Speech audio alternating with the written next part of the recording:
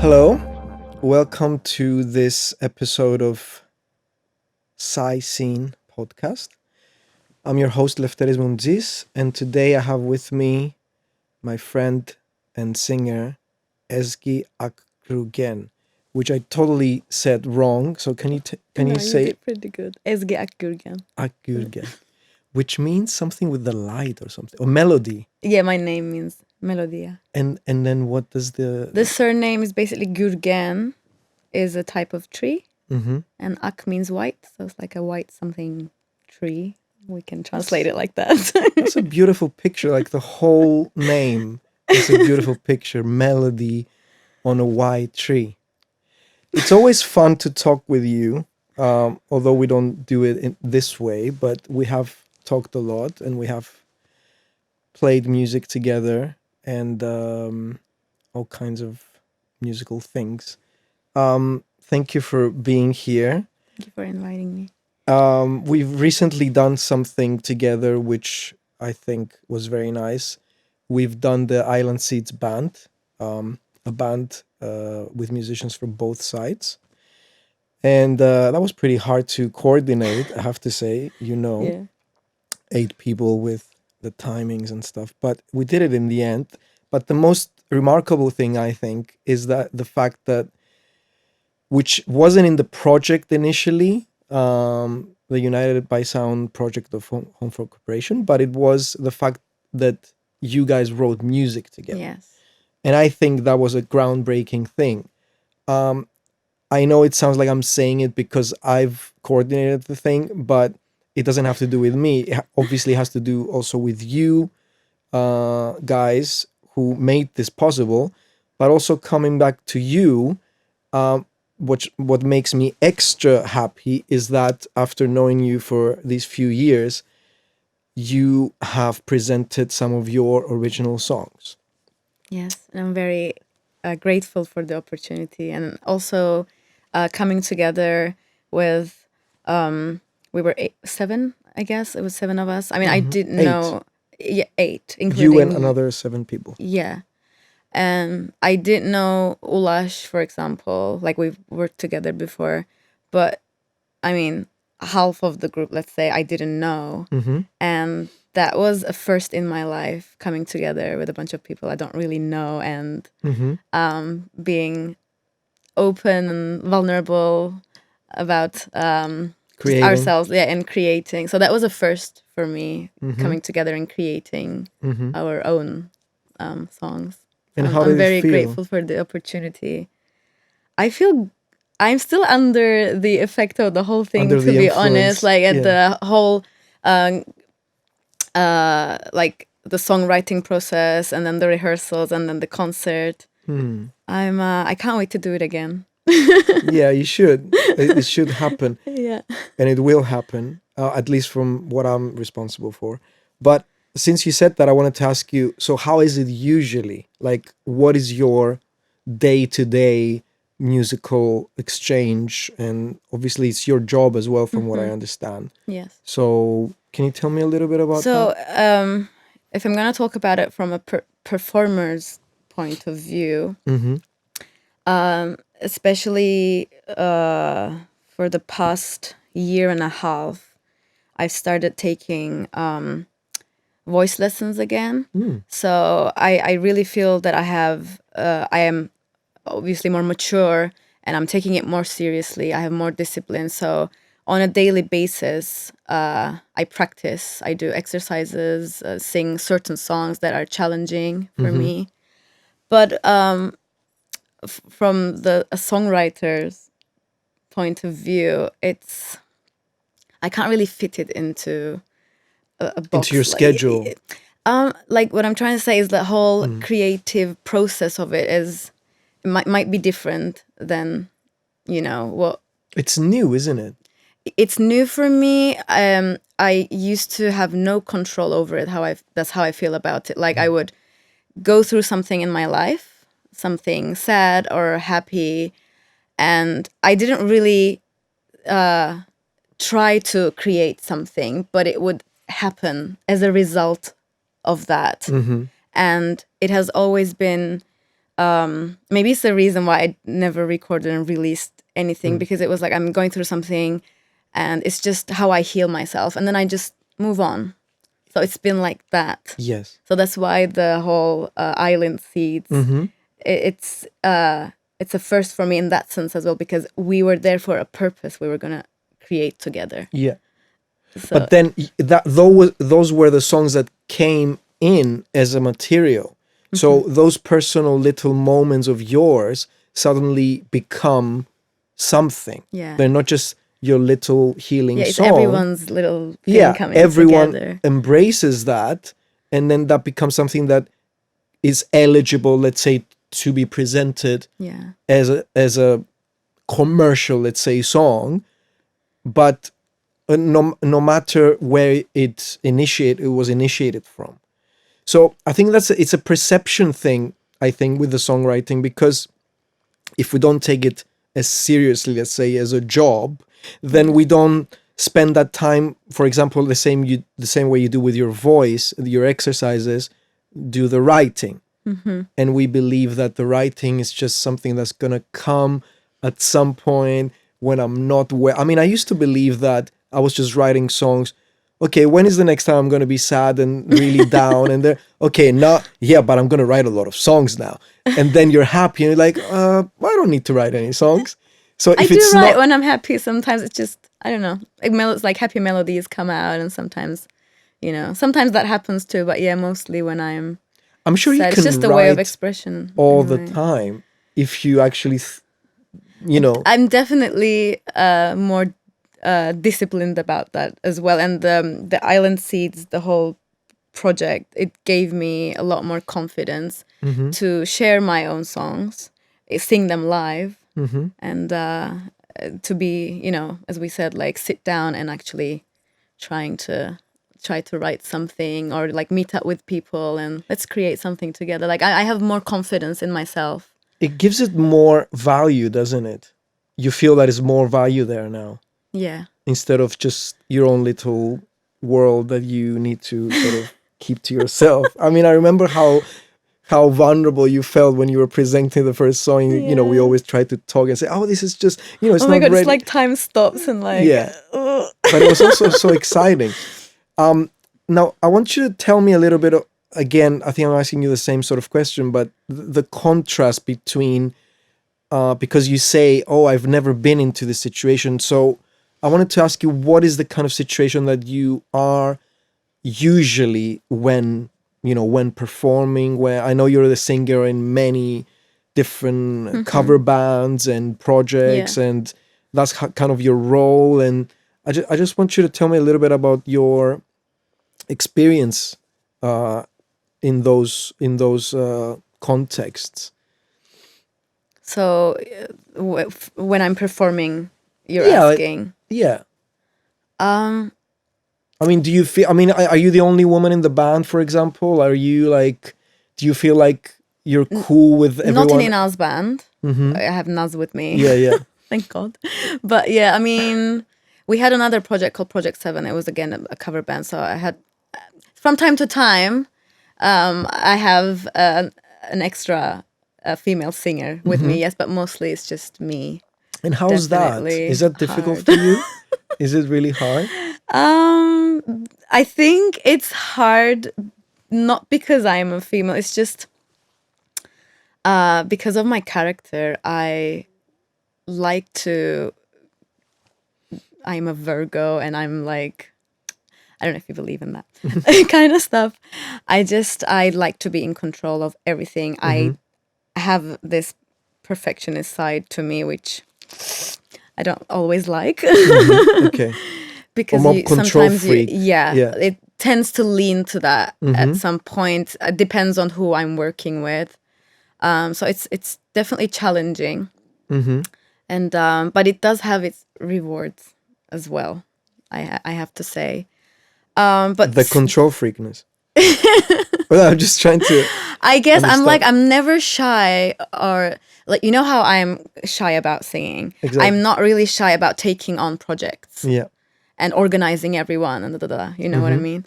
And because I have been doing that since since 2011.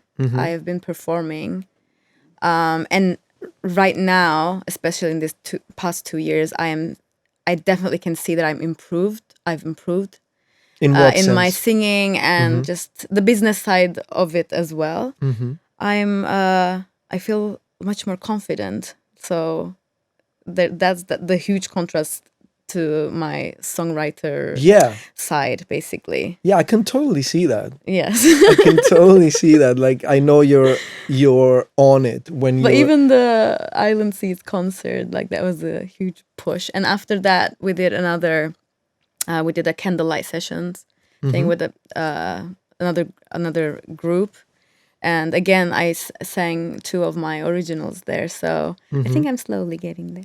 Yeah. So it's like, it's these two things that we need to sort of balance out, doesn't They it? just, So that's... that persona and the other one, it just eventually, I think they will come together. Or that amount of confidence Yeah. pouring into the other Yeah. part. It's not really hard, like, to like see for me now. Obviously, I devoted my time and energy into performing live, so I just have to do the same for the other bit, so that I can develop it. And I'm very happy that at last we can have you in a way in Fengaros as well, because I know you never made it. Yeah. And I know it's hard. You asked us 2 years ago, I think, and the COVID exactly just prevented for Afterall project. Yeah, and also Fengaros Reacts. Yeah. And we've tried so many times. It's been Yeah. very difficult the last couple of years. Yeah. So I'm very happy that you guys and where all my friends are coming to Fengaros this year. And I want to ask you how you feel about that, and what are your expectations, and how do you think about it? First of all, I just missed being in a festival environment anyway. So if I weren't like taking part with Inal, I would definitely come as like part of the audience just to experience it, because I'm really miss that feeling. So like my excitement is like tripled now because we're performing, and it's Inal's project, because I just love that project. Yeah, it's beautiful. So I just can't wait, and I can't wait to experience what other artists are going to present. It's so exciting. Yeah, I think I'm playing after you guys. Yeah.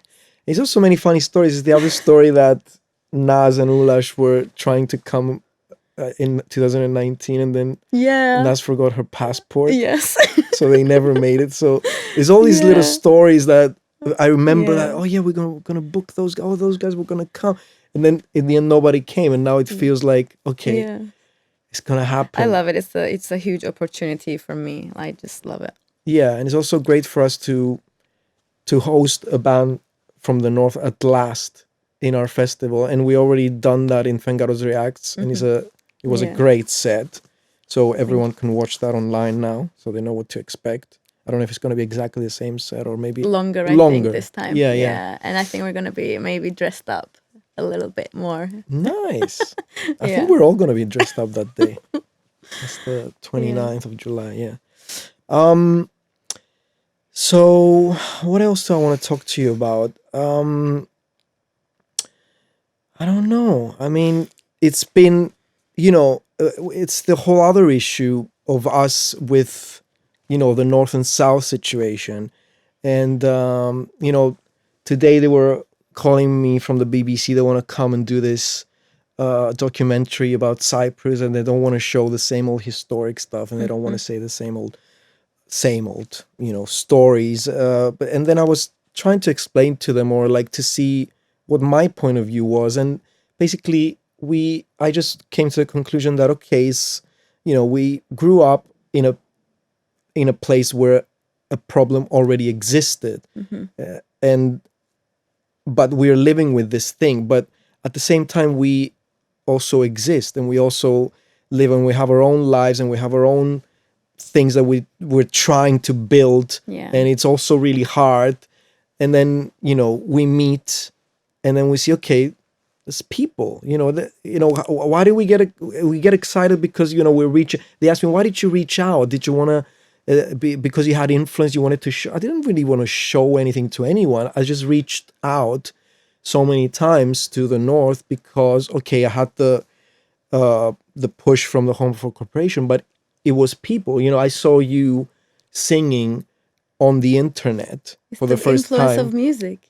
Yeah, I saw you singing this duet with Serhan? no, it wasn't Serhan. It was Jahid. I'm like, okay, who's that? All right, these people live on this island. Okay, so what's going on? I need to find these people. It wasn't about, where are you from? What language do you speak? It was just about, okay, I'm really interested to meet this singer and see what she does and what else she can do and all these things. And that's how we came closer and we became friends. And then all that beautiful video that we made with The Time Is Ripe and all that. But what the question that springs up now for me, having my monologue here, is I want to know more about how you grew up on the other side. I can say that I'm very lucky that I was born into a family that didn't hold any judgments. Very open-minded, I would say. And I would say that they've always lived their lives basically based on kindness and love for other people. And that's what they taught me. So I grew up always being aware of what's going on, but always I was allowed to question things around me and have my own belief system. And I feel very lucky. And I can say the same about you. I think, yes, you were influenced. Like the music plays a huge part in you wanting to, maybe reaching out to me and wanting to meet and see what I do. And it's also that you have an open mind about not just the situation here, but I'm gonna guess the whole world. You have an open mind. And then later when I started performing live, I would say that Jahid was also a big influence for me. And I would always tag along and go to whenever he had a gig in the South. Like I would always go with him first of all, to hear something different that wasn't played in the North. Meet new people, musicians, and I'm glad I did that. And because he was the only one that I know who was doing that basically. So he who wasn't had friends, musician friends. I think it's because also he studied with other Cypriots in It's Holland. all started with, when I went to uni, I had friends from the South. We've obviously developed our friendship, but if I'm to speak musically, I didn't have that when I was in uni. So that didn't happen in the UK. It happened, and I think it had to happen in Cyprus as well. Yeah. And I'm just very thankful that I'm really not affected by the prejudice or I'm happy that you're not, and I'm happy that there's people that they haven't been affected, but also it's obvious that in order to be the way you are, it's because you weren't close-minded, or you weren't brought up close-minded, or maybe if you were, maybe you probably tried to find... I've always been a rebel as well, just to have your own... Just breaking cycles. Yeah. I like that. Beautiful. So I think it's nice that like-minded people come together and sort of blur out all the other, stereotypical situations that are suffocating us in a way. Yes. So I think I think we're creating some beauty together, crossing lines, or blurring lines, actually. I think that's a better way to put it.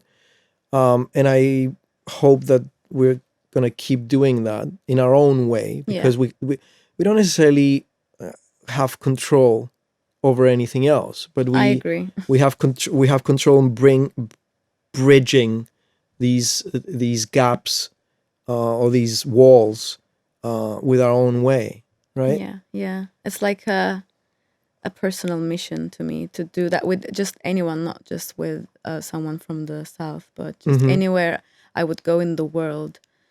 That would be my mission, basically, to, you know, make the lines, the barriers a bit more blurry. Yeah. You know, come closer. Yeah. And is that how do you, for example, with your singing or with your potential new music that you're gonna bring out, how do you see that? Isn't that like already enough of inspiration for you to go out there and create more? Yeah, definitely. I'm, by the way, as I'm getting older, I'm starting to see things more from that perspective, definitely. So, yeah. Because I think, I mean, from the things that I hear from you and I see with you, and I think you're loaded with inspiration and just ready to just burst out all these, you know, and I saw it happening in the project that we did together, but I can feel and I can see that there's so much more that you can do creatively if you sort of channel it towards that direction. The same way you're doing it with the other things, you know, you're doing. Obviously, all of it is with music, of course, and I'm happy about that.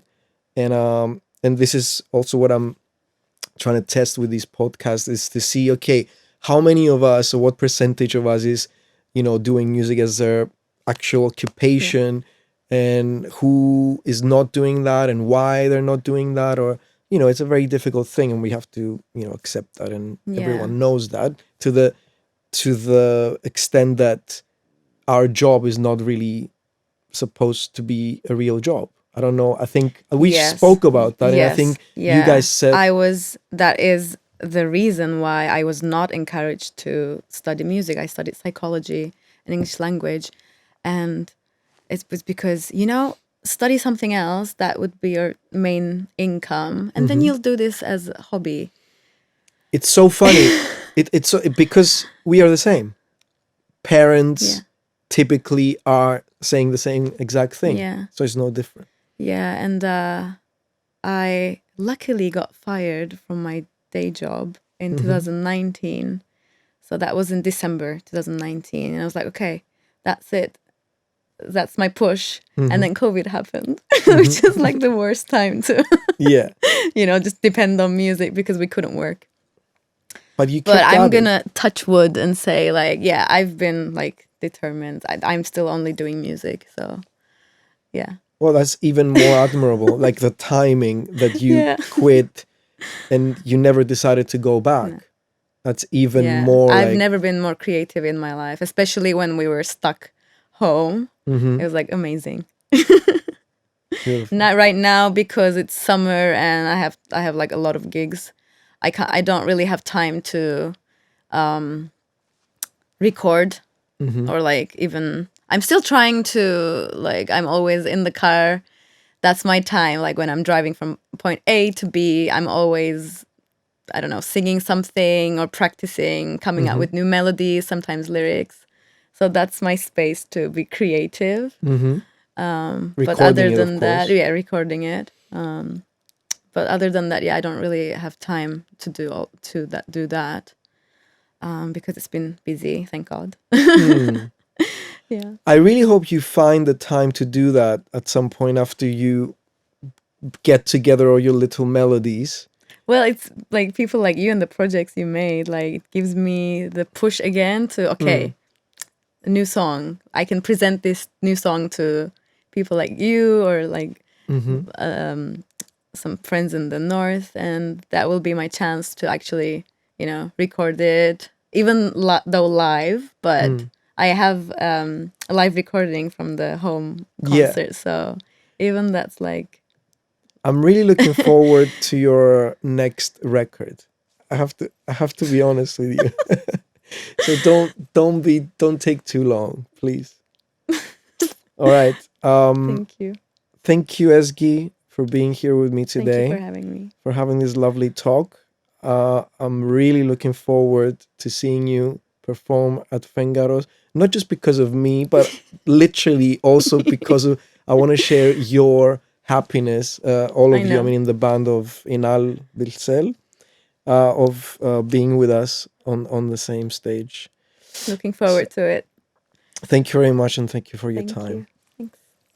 Thank you, friends, and goodbye.